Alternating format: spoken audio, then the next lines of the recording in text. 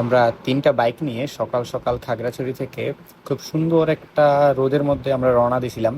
কিন্তু সেই রোদ বেশিক্ষণ থাকে নাই, ঘন্টাখানেকের মধ্যেই পুরো বৃষ্টিতে একাকার হয়ে গেছে, আমরা পুরো বেজে গেছিলাম, সাথে আমাদের বারবার থামতে হচ্ছিল। অবশ্য এই বৃষ্টিটার জন্য আমাদের এই জার্নিটা আরো সুন্দর হয়েছিল। রাস্তাঘাট এবং আশেপাশের পরিবেশটা এত সুন্দর লাগছিল যা বলার মতো না। একে তো আমরা একদম লেট করে বের হয়েছিলাম, তারপরে তো আমরা বৃষ্টির কারণে বারবার থামতে হচ্ছে, তারপরে বিভিন্ন জায়গায় বিভিন্ন সুন্দর ভিউ দেখা গেলে আমার বন্ধুরা বারবার থেমে যাচ্ছিল।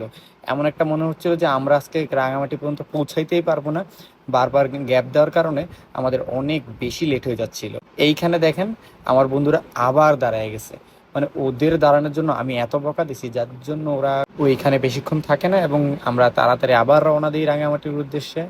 কিন্তু আসলে ওদের কি বলবো, আমারও নিজেরও জায়গাটা অনেক ভালো লাগতেছিল বিভিন্ন ওয়েদারে। এই ওয়েদারটা আমাদের আসলে অনেক সুন্দর।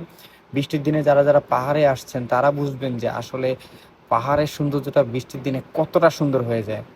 অনেকে ভাবেন যে শীতকালে আসলে আসলে মেঘ দেখা যায়, আসলে শীতকালে আসলে আপনি কুয়াশার জন্য দূরে দেখতে পারবেন না, কিন্তু এই বৃষ্টির সময় আসলে আপনি আলাদা একটা সৌন্দর্য দেখতে পারবেন এই পাহাড়ের।